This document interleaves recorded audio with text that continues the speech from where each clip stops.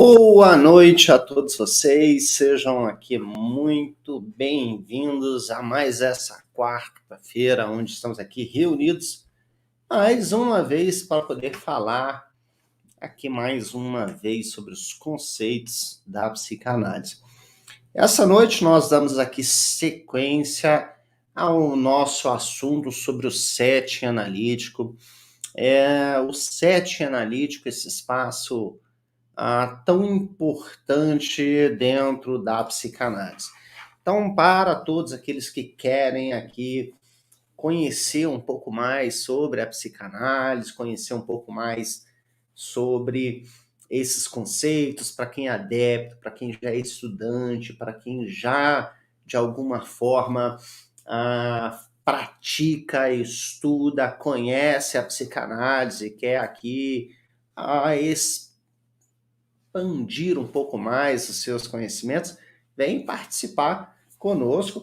E nós hoje vamos aqui sequenciar, né? Hoje já é o nosso segundo encontro sobre o setting analítico. Na semana passada, nós já fizemos aqui o nosso primeiro encontro sobre o setting analítico, a construção desse espaço tão importante, tão singular.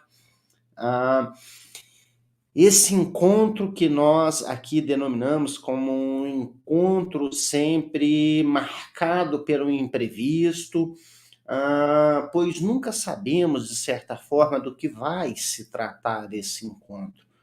Um encontro que trata-se da subjetividade, da singularidade, e, claro, muitas vezes desse momento único.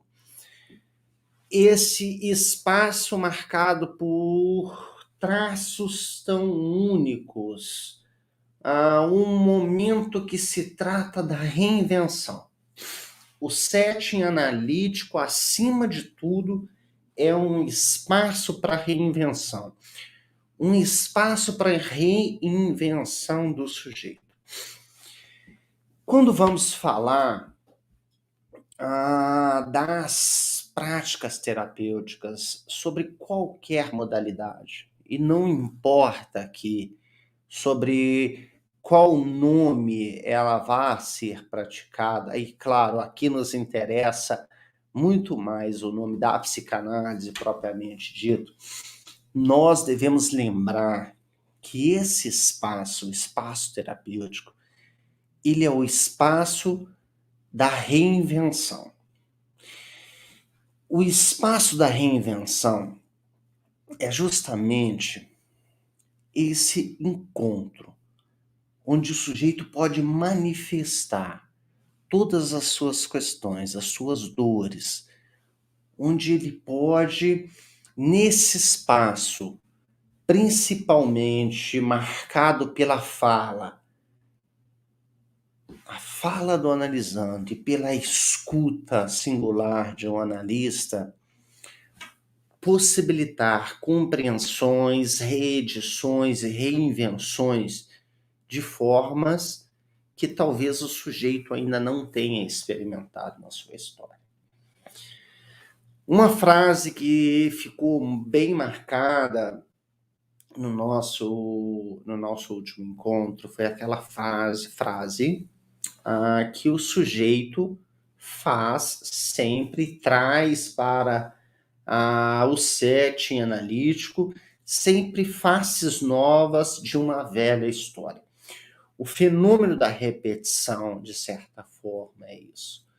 O setting analítico sempre vai ser marcado, atravessado por essas questões, pelas velhas histórias do sujeito.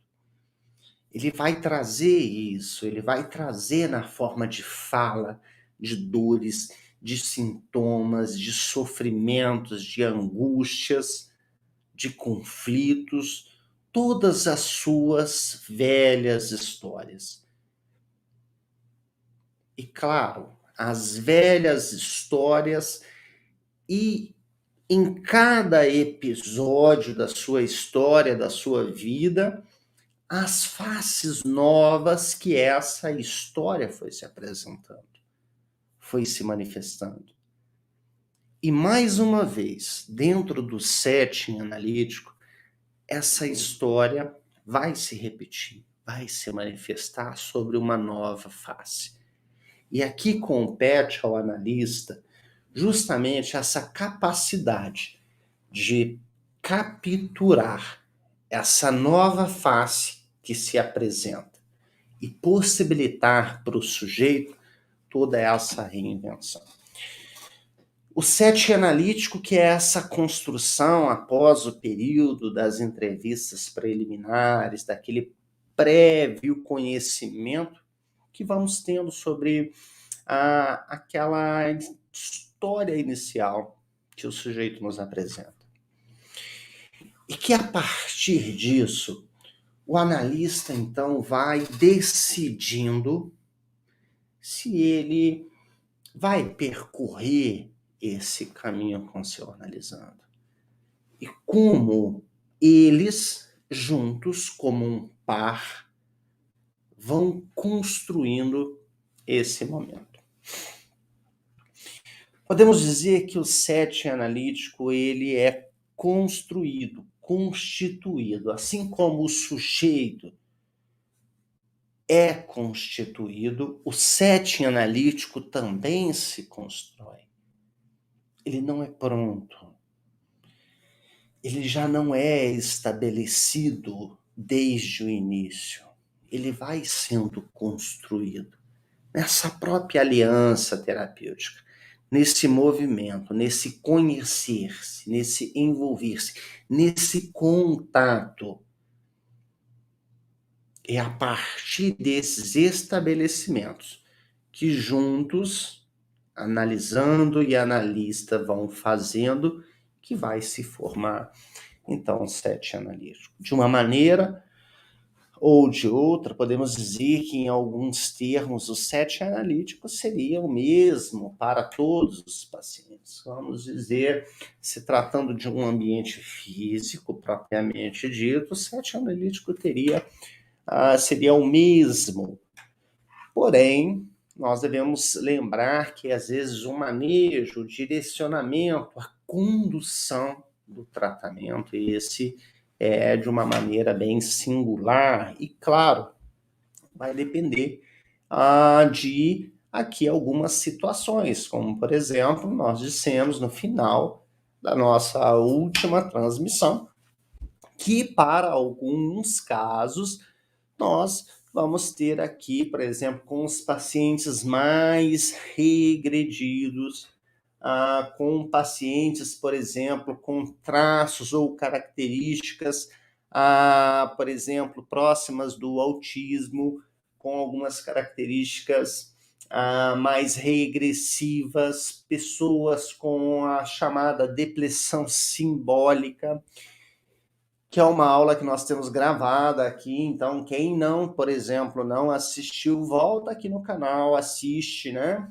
Quem não tiver inscrito no canal também, inscreve no canal Bruno Augusto Psicanalista, se inscreve no canal, que tem muita coisa interessante disponível para que vocês possam ter acesso. Então é super interessante.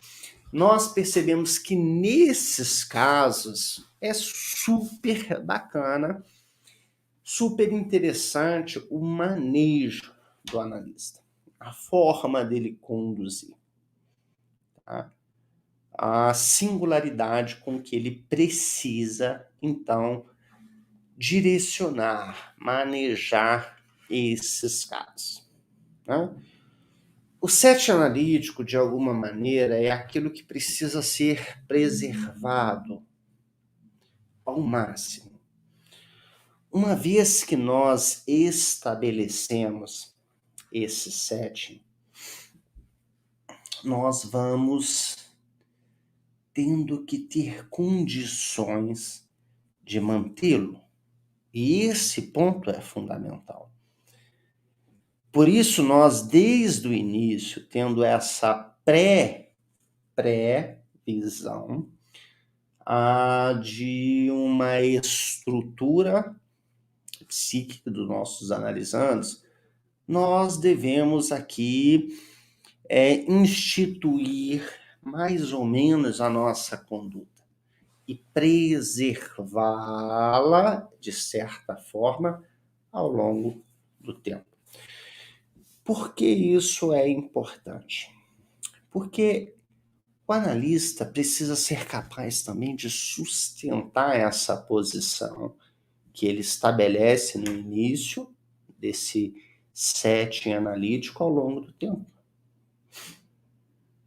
Senão, isso pode ser motivo de impasses e de obstáculos ao longo do tempo. Principalmente com esses pacientes, por exemplo, aqui os portadores de características do chamado eixo narcísico. Pessoas que são portadoras disso, né, dessa depressão simbólica, pessoas que têm essa dificuldade de lidar com as frustrações, pessoas que têm dificuldade de lidar com as mudanças, pessoas que têm dificuldade de lidar com as características simbólicas propriamente ditas. Então, uma vez instaurado, instituído esse setting analítico, o analista deve ter esse cuidado de preservá-lo ao máximo, tá? Para que não haja aqui essas possíveis situações inconvenientes ao longo do tempo, tá bom? E claro que nós vamos ver aqui que todos esses contextos que vão sendo construídos, delimitados no set analítico, podem ter aqui uma flexibilidade também em relação aos horários, aos honorários, a algumas situações que podem vir a ocorrer durante o tratamento, mas são super importantes para fazer essas delimitações aqui durante o nosso percurso. Vamos dar aqui boa noite para todos que já estão presentes, né?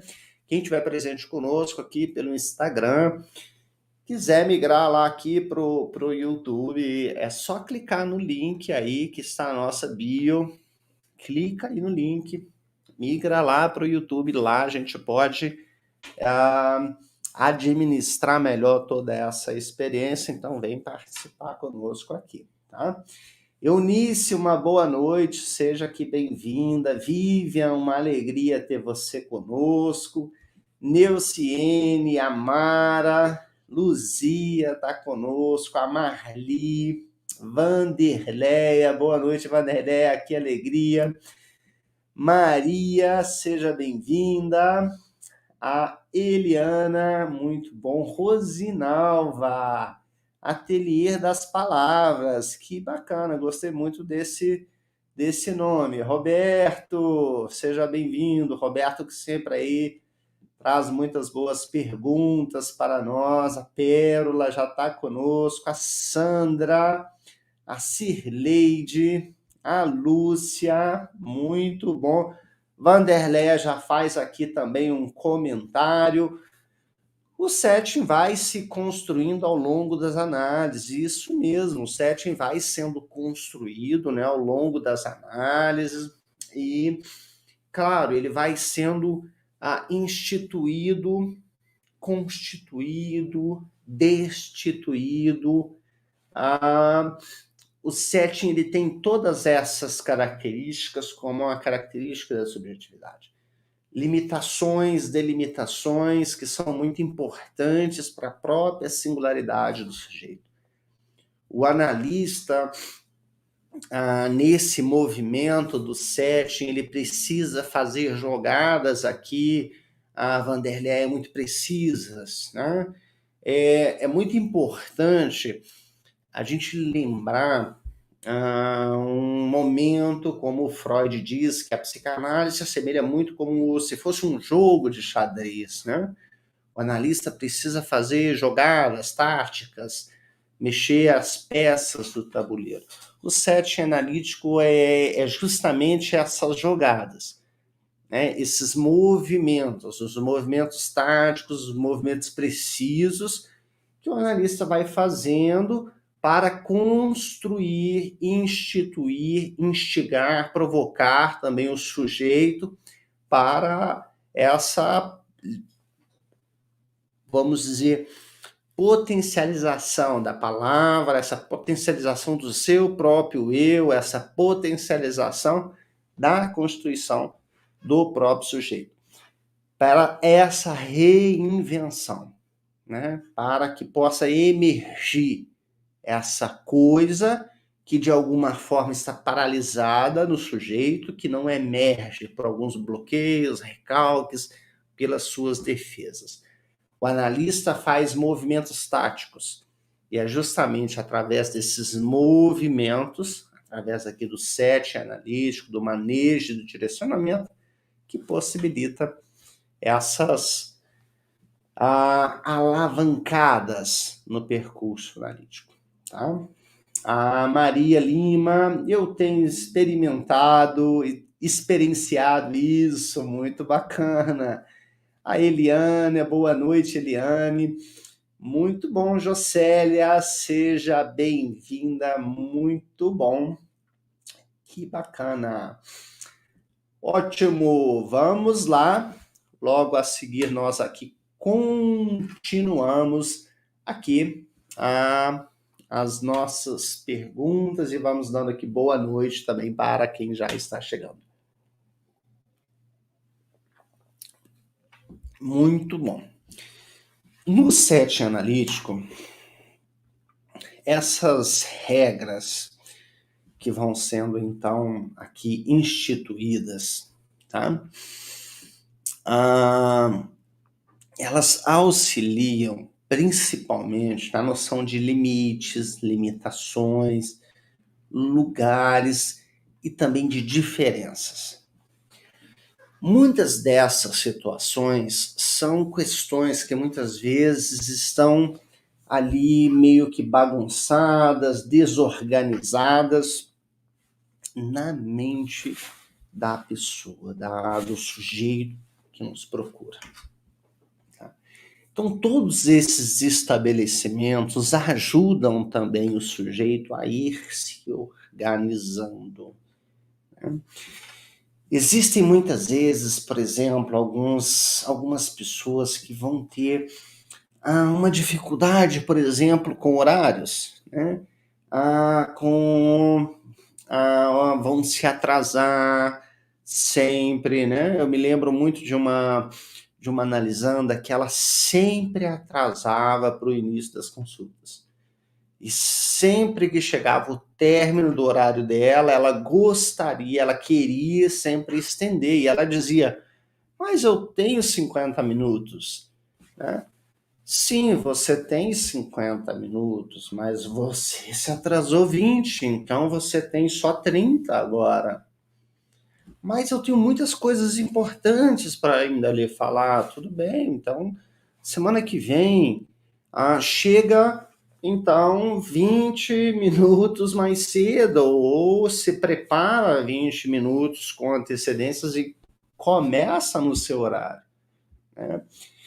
Em algum momento, inclusive, ela chegou a dizer, olha, eu paguei por 50 minutos, você me ouviu só 30 minutos, então ainda essa semana você tem que separar 20 minutos ainda para me ouvir.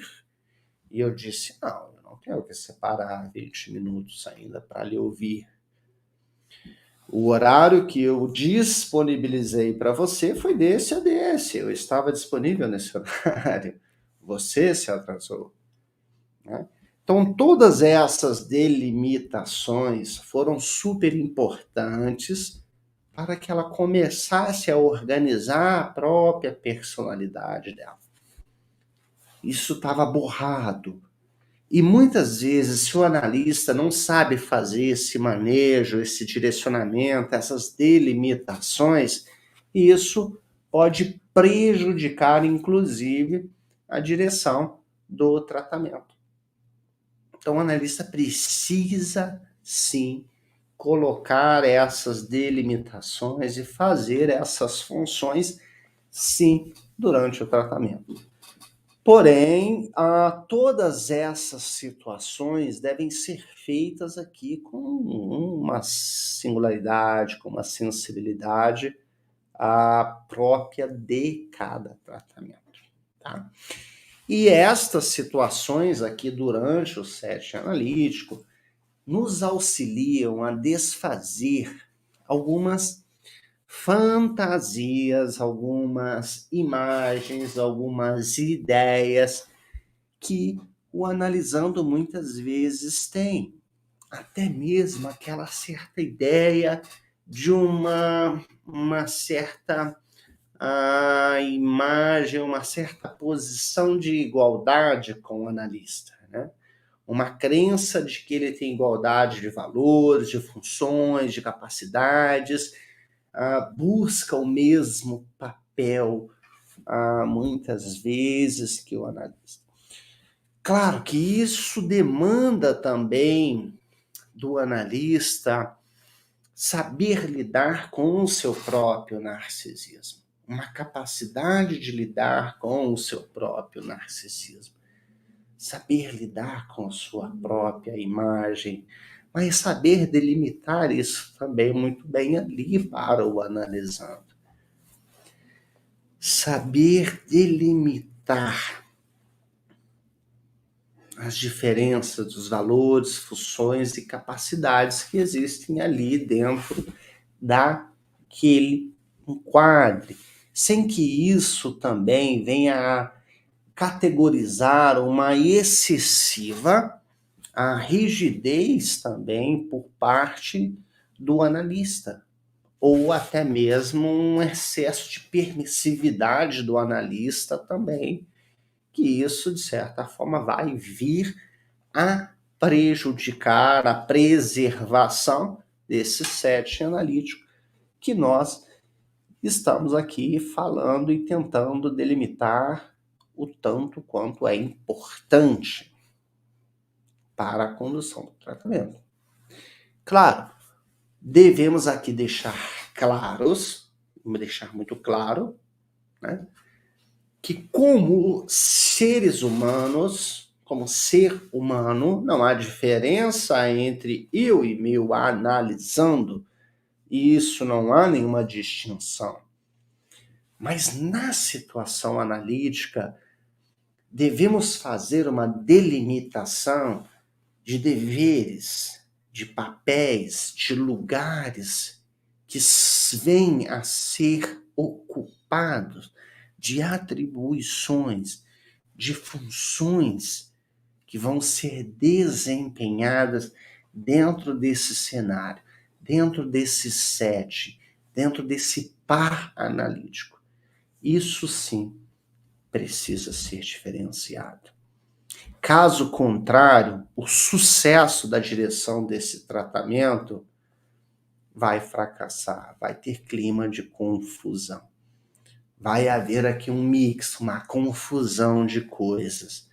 Isso pode favorecer, sem sombra de dúvida, para que a análise fracasse. Tá bom? Muito bom. A Poliane nos pergunta assim: tenho essa dificuldade de lidar com as diversidades da vida e tenho trabalhado para mudar isso. Poliane, a vida é assim, composta com certeza por muitas e muitas diversidades. Nós precisamos aprender a lidar com todas elas, né? A análise, com certeza, vai ser esse local que vai ajudar a lidar com todas essas diversidades, com todas essas diferenças, sem sombra de dúvidas, tá bom? Viviane, boa noite, seja bem-vinda. Márcia, seja bem-vinda, Márcia, boa noite. Elza, boa noite. Cristobal, Magna Cristina, muito bacana. A Vanderleia também tem aqui uma pergunta: como lidar com o analisando que vem para as análises e não fala? É uma pergunta um tanto quanto frequente, um tanto quanto contraditória, visto que as abordagens terapêuticas são esse local um tanto quanto específico para a fala. Nós esperamos desde o início que aquela pessoa que venha a buscar a análise já é essa pessoa que, de certa forma, tenha, no mínimo, uma predisposição para que fale, para que anuncie a sua dificuldade, o seu problema. Mas nós devemos também considerar que inúmeras pessoas têm muitas resistências, muitas dificuldades, né, Vanderlei?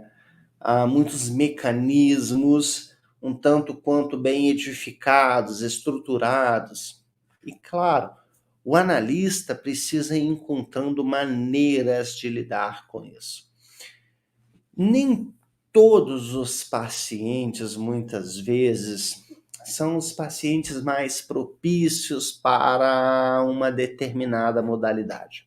Tá? O que eu quero dizer com isso? Todo paciente é para a psicanálise? Nem sempre o paciente é para a psicanálise.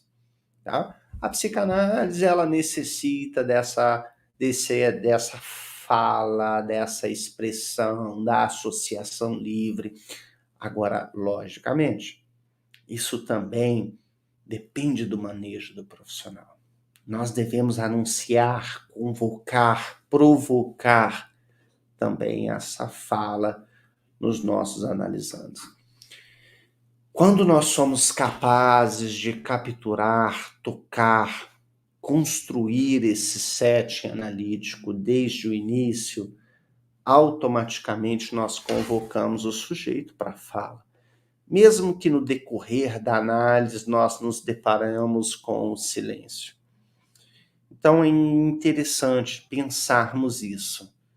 Né? Como que as resistências surgem, elas vão surgir no decorrer de qualquer modalidade terapêutica, sem sombra de dúvidas, mas podemos pensar sim que pode estar surgindo diversas resistências do analisando, mas podemos pensar, claro, a grande provocação do Jacques Lacan também, onde ele diz que se existe uma resistência no curso do tratamento, essa resistência também pode ser uma resistência de responsabilidade do analista. Então, vale sempre prestarmos atenção e colocarmos em cena aqui aquele tripé tão bem instruído desde o início da formação analítica, análise pessoal, supervisão e a teoria que vão nos ajudar a embasar todas essas condutas para um sucesso aqui nos nossos atendimentos. Érica, boa noite, seja bem-vinda, perdão. Silvia, minha grande companheira aí de longas datas, muito bacana, obrigado por estar nos acompanhando aqui, Silvia, uma boa noite para você. Muito bacana. A Magna também tem uma pergunta aqui um tanto quanto interessante. Ela nos pergunta, professor, quando analisando não sabe o que dizer ou diz que não sabe o que falar, quais ferramentas podemos usar? Magna, essa pergunta é fundamental, super interessante, bacana. Quando nós vamos falar, nós nunca sabemos o que vamos falar. Por isso a associação livre é essa ferramenta tão importante e tão fundamental. Porque quando o sujeito fala, ele nunca sabe o que ele está falando. Ele sempre fala mais para cá, mais em cima, mais embaixo. Mas ele nunca tem um domínio total sobre aquilo que fala. Por isso a associação livre é sempre esse convite que faz o sujeito deslizar. Quando o sujeito fala e associa livremente, ele sempre claudica, ele sempre tropeça, ele sempre fala ou a mais ou a menos. E aqui está a capacidade, a sensibilidade do analista. É justamente nesses momentos, nesses deslizes, aonde a palavra falha, aonde o sujeito faz lapso, aonde o sujeito fantasia, aonde ele desliza, aonde ele entona mais, aonde ele entona menos, aonde ele engasga, aonde ele paralisa, aonde ele silencia, aonde ele conta um sonho, aonde ele não sabe traduzir o seu sentimento, é onde ele faz xiste. São nestas situações que, de certa forma, nós utilizamos as nossas grandes ferramentas, né? O sujeito sabe sim falar, e quando ele fala, ele sempre fala mais do que ele acha do que está falando. Então, convoca sempre a esse local de fala, instiga, provoque. Esse é o papel do analista, né? E nós sempre sabemos pontos como podemos convocar, chamar, provocar na história do sujeito para que ele fale, desembuche, como diz na linguagem popular, né? Coloque para fora, vomite. Então, faça essas provocações. As recomendações técnicas do Freud, super importantes nesse momento, tá bom? Muito bom. O Cristobal também aqui já tem uma pergunta. Quando o analisando é tímido, devemos provocar algum assunto para ele falar ou apenas analisa o seu silêncio? Cristobal, devemos sim provocar também. O nosso trabalho, o trabalho do analista, ele se situa justamente nessa variância, né? O analista, ele é esse papel de instabilidade. Instabilidade em que sentido? Nós somos sempre essa posição, essa função que captura a instantaneidade.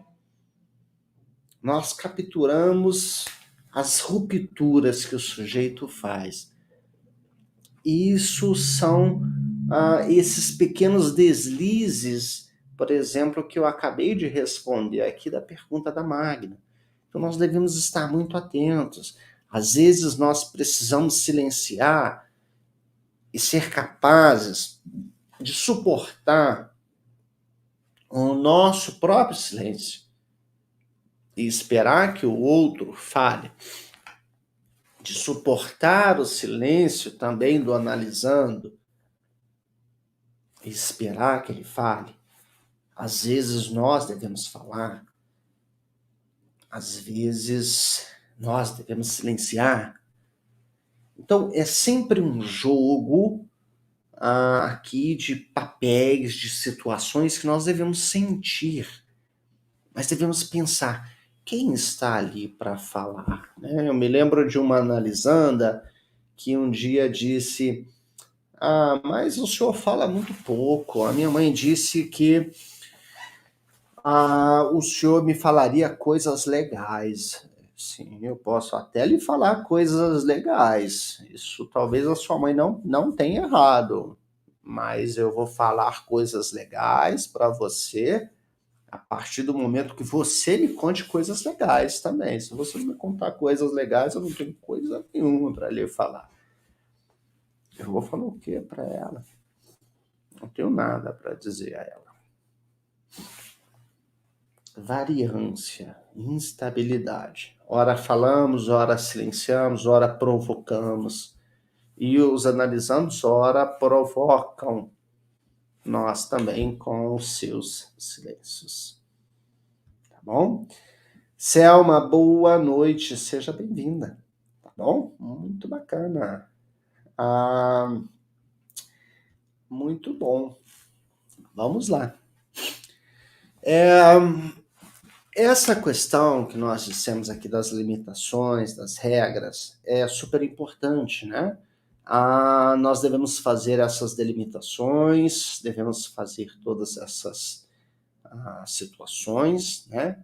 Somos seres humanos, sem sombra de dúvidas, com funções e papéis diferentes dentro do set analítico. Isso precisa haver aqui essa delimitação, essa diferenciação, mas existem alguns analistas, pessoal, que não gostam de frustrar seus analisandos. Isso é um baita de um erro, né? Porque isso faz parte de um conluio inconsciente que entra na via sintomática do analisando, em vez de ajudá-lo a sair da enfermidade, do adoecimento, muitas vezes o coloca mais dentro desta situação.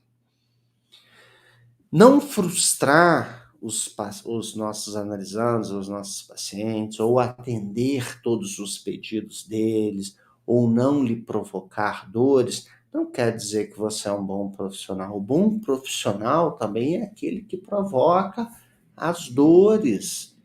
O analista bom é aquele que provoca movimento, é aquele que tira o sujeito do lugar. Não é aquele que atende às necessidades adoecidas do seu analisado. Aquele que o sujeito quer mudar de horário e muda de horário, aquele analisando quer uma coisa, ele atende, mas você poderia falar com a minha mãe.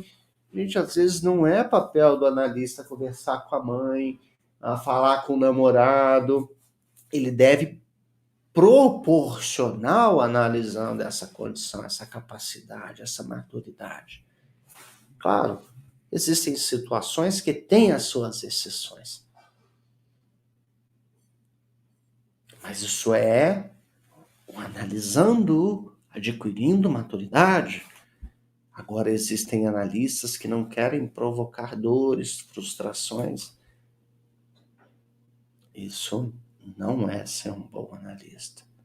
O analista bom frustra adequadamente os seus pacientes para que eles saiam dessa posição adoecida, doentia e alcancem a maturidade.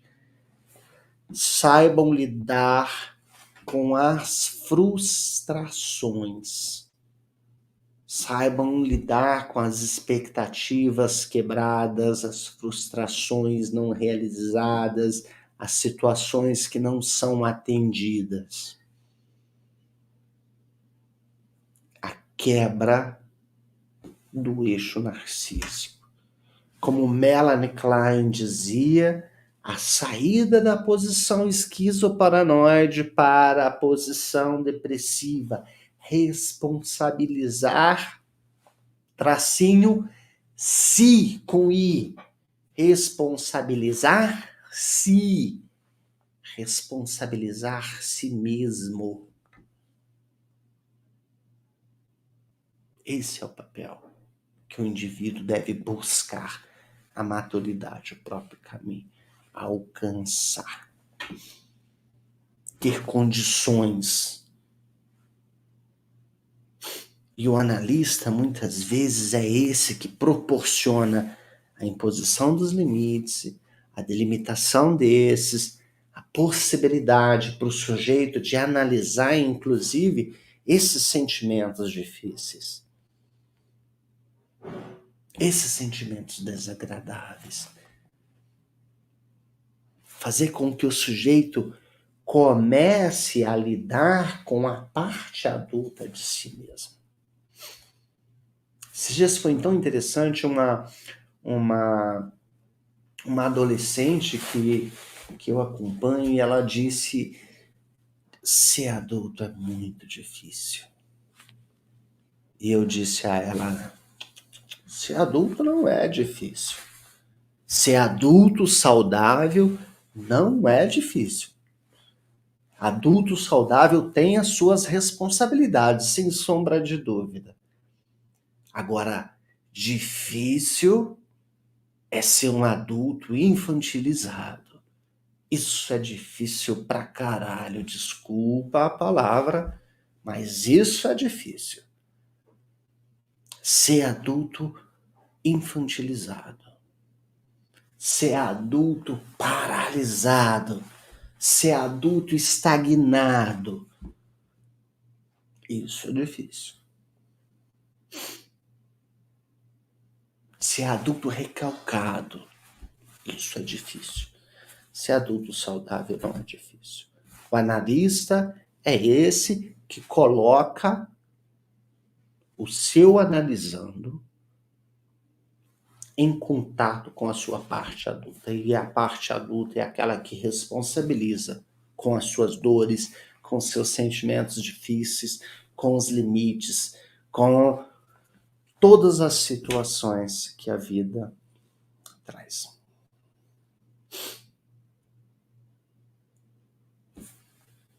Nós devemos apresentar muitas vezes isso para os nossos analisandos. O 7 analítico é esse momento. Tá? Devemos considerar também que muitas vezes esses analistas que vão evitar frustrar os seus analisandos, né, essas mudanças do setting analítico, muitas vezes eles fazem, sacrifícios das suas vidas pessoais mesmo, dos seus horários, das suas atividades, para ficar a serviço desse seu narcisismo, com medo de ter, sei lá, um rechaço, uma rejeição por parte dos analisandos. Eu me lembro de uma supervisão em que uma supervisionanda disse: mas se um analisando meu me mandar mensagem no final de semana eu respondo.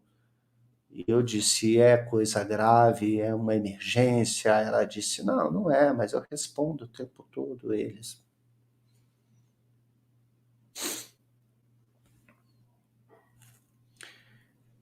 Eu não respondo. Eu delimito muito bem as sessões. Eu dou a liberdade, podem me mandar mensagem. Quando for possível, eu respondo. Se for uma emergência, eu atendo, sem sombra de dúvidas. Mas eu também imponho os limites. É necessário. O sujeito precisa aprender a lidar também com todas essas questões. São construções que já são delimitadas desde o início do tratamento, desde o início do percurso, combinações. Tá? O Cristobal coloca aqui, o Lacan, o tempo de 50 minutos para análise pode ser diminuído à proporção que vamos entendendo e sentindo o desenvolvimento do analisando no processo de análise. Cristobal, Lacan era uma pessoa extremamente singular, né? Ele atendia aí diversas pessoas, inclusive quem não assistiu ainda, tá? Tem um vídeo aqui no meu canal, né? Vocês podem ir lá, e chama Um Encontro com Lacan. É uma pequena série feita pelo Gerard Miller, tá? É super interessante, conta um pequeno trecho sobre a vida do Lacan, muitíssimo interessante, vale a pena, tá? O Lacan tem muito essa questão do corte, né? O corte lacaniano, ele encerrava as sessões naquele momento que ele achava que era propício para que o sujeito continuasse a sessão a partir dali.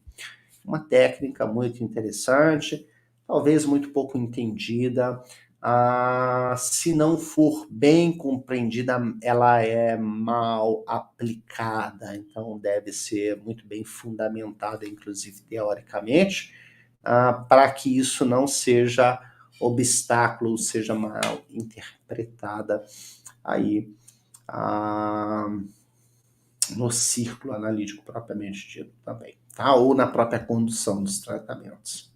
Bom, muito bom. Com certeza, Cideres, muito bem. A sua pergunta é muitíssimo pertinente. Ser psicanalista requer muito estudo, dedicação e amor, sem sombra de dúvidas, tá? Se pudesse, eu deixava aqui, ó, fixado o teu comentário aqui durante toda a nossa transmissão. Ser psicanalista é isso mesmo, requer estudo, dedicação e amor, sem sombra de dúvidas, tá bom?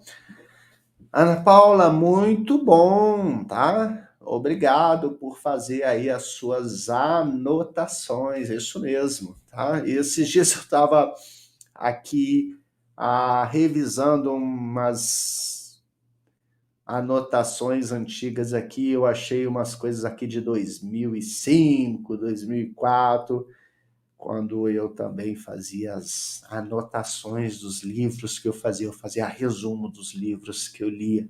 Gente, quanta coisa maravilhosa tinha anotado ali. Vale a pena. Aí volta e releia tudo isso que você encontra tesouros. Joana, que alegria ter você conosco, seja bem-vinda. Muito bom. Muito bom, né? A Maria Lima diz, né? Isso mesmo. Eu gosto disso, que não passa a mão na cabeça para massagear o ego, já temos os chantagistas ao nosso redor, isso mesmo. A análise é um local de cura, né? E para a gente se curar, muitas vezes é necessário a gente mexer nas dores, nas feridas, nesses processos que muitas vezes são aqui de fato difíceis de lidar. Então, sim, a análise lida com dores. E é justamente a partir do momento que estamos em contato com elas que aprendemos a suportá-las, né? Lúcia, isso mesmo, quero estar saudável no dia da minha morte. Winnicott, grande Winnicott, né? Muito bom. Isso mesmo. Bacana. Bacana, vamos lá.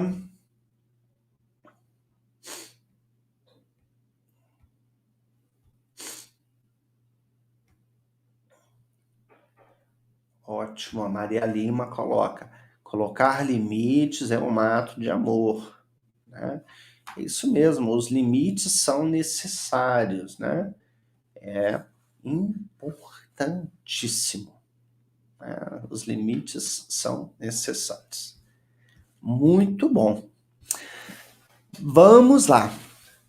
Em contrapartida, pessoal, muitas vezes, assim, colocar também o analista, colocar muitos obstáculos, né, para atender certos pedidos aqui sobre a análise, sobre o set analítico, pode ser aqui, de certa forma, prejudicial também.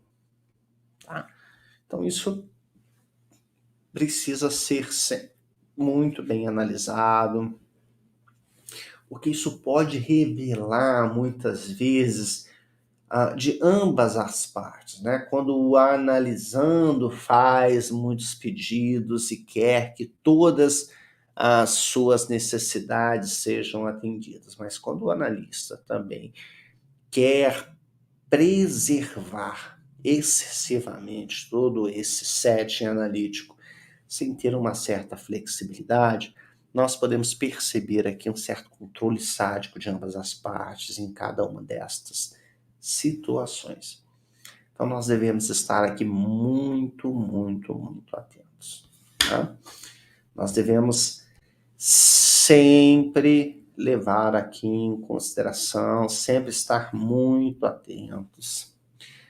Pensar que a principal e a função mais nobre do setting analítico, ela consiste justamente na criação de um espaço novo, de um espaço inédito, singular, onde o analisando ele tem a condição de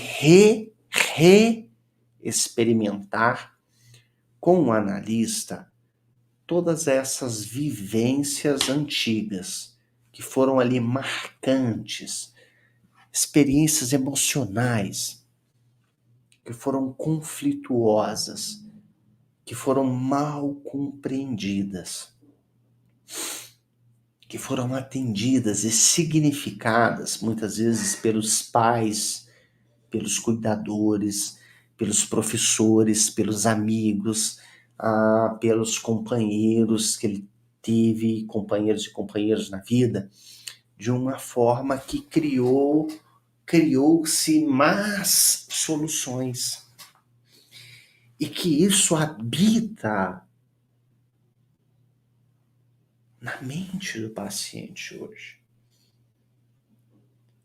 E a análise é justamente a possibilidade de desabitar essa cristalização que houve, né? É como se fosse uma estalactite. O que é uma estalactite? Uma estalactite é aquela estrutura que se forma em forma triangular no teto de uma caverna, pelos minerais presentes na gota d'água. Excessos de minerais na gota d'água. E gota após gota se forma a estalactite. Os sintomas, eles são como estalactites. As dores são como estalactites. Não parecem ser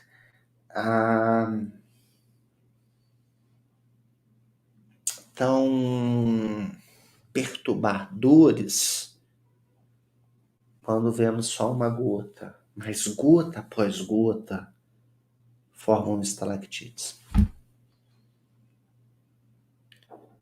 A repetição faz estalactite. A análise é justamente a possibilidade de quebrar essa estalactite da vida do sujeito, de retirar esse excesso de minerais para continuar fazendo essa cristalização. Por isso, o analista devemos estar aqui sempre muito, muito, muito, muito atento a todas essas circunstâncias muito singulares para não deixar estas situações aqui do setting analítico excederem, repetirem, adoecerem, mas se curarem. Nem muito lá, nem acolá. Mas termos sempre em mente a direção do tratamento. E aqui nos compete sempre pensar a direção do tratamento, né? A importância de tudo aquilo que nós devemos ter em mente. O composto teórico, a importância disso, a importância da análise pessoal que nos ajuda a retirar também os nossos bloqueios pessoais que podem aqui fazer impasse. As superrevisões que nos ajudam também a alavancar os tratamentos, aqueles que nós acompanhamos, a tirar a nossa viseira em alguns locais onde nós não estamos aqui conseguindo avançar. E fazer com que os nossos analisandos também avancem. Bom, muito bom, estamos chegando aqui aos minutos finais. Nós temos aqui ainda algumas perguntas. Vou tentar respondê-las, tá bom? Vamos lá. A Magna diz: professor, continuando esse processo de falar nada ou não saber o que falar, tem uma paciente que vez ou outra pergunta se eu vou dar uma tarefa para casa. É bem interessante essa questão, Magna. Existem várias situações ou alguns analisandos que muitas vezes cai bem essa situação, tá? Existem alguns analisandos que automaticamente o próprio decorrer da análise já é o dever de casa. As próprias provocações durante o percurso daquela sessão já colocam questões muito interessantes para que a pessoa pense. Algumas outras pessoas vão precisar de um certo impulso, de fato, de um dever para casa. O que você pode utilizar com essa pessoa? E que vale a pena, tá? É fazer uma recapitulação da própria sessão daquele dia. Ao final da sessão, recapitula com ela os pontos importantes que vocês abordaram naquele dia, as principais dúvidas que ficaram, que ela não conseguiu elaborar, e pede ela para pensar, para refletir sobre aqueles pontos, por exemplo, para que ela possa trazer. E assim ela vai começar, talvez, a perceber que durante a própria sessão já tem o dever de casa dela ali, que ela consegue ir começando a pensar, a perceber diversas situações que são importantes para que ela possa vir a pensar, tá? Mas algumas pessoas vão precisar inicialmente desse impulso, e isso pode vir a se tornar depois um hábito próprio dela, tá bom? Então pode ir fazendo isso sim, tá bom? Muito bom. Vamos lá. Temos mais perguntas. Temos várias perguntas aqui, na verdade. Eu vou tentando selecionar aqui, tá?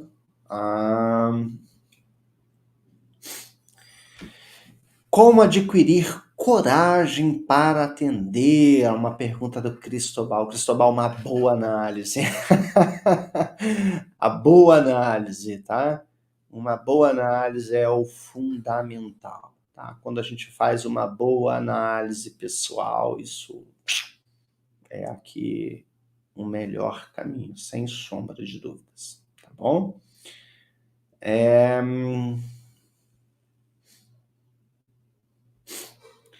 A Vivian também, olha, quando percebemos que o analisando tem uma dependência emocional muito forte, como seria esse limite? Super interessante essa pergunta, né? Vivian, olha só, a dependência emocional realmente traz aqui características muito singulares mesmo. Mas até que ponto o analista favorecendo, porque quando a pessoa tem uma dependência emocional, vem para análise, ela já tem objetos específicos dessa dependência. O analista vai se tornar mais um desses objetos ou vai favorecer ela a amadurecer a sua ideia diante desses outros objetos? Então, desde o início, compete nós pensarmos qual é a função que vamos exercer com essa pessoa. Qual é o setting que vamos criar com ela. Desde o início, naqueles retratos iniciais, nós já podemos ir fazendo direções de tratamento.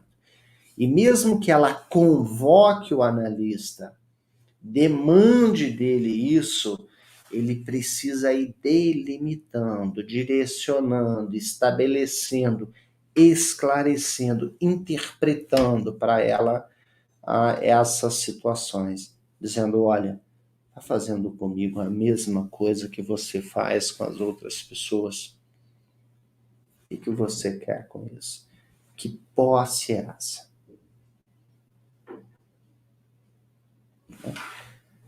O analista precisa ir libertando ela. Tá? Então, desde o início, ele já vai delimitando para que muitas vezes não se crie tanta dependência. Tá?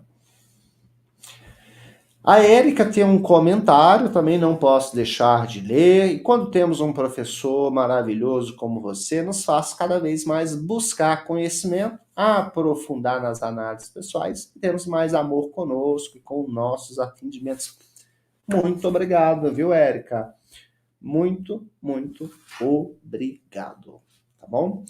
Pessoal, muito obrigado também pela presença de vocês. A Maria também colocou excelente aula, muito obrigado. Eu agradeço aqui muito a paciência de vocês por ter acompanhado esse conteúdo conosco, tá?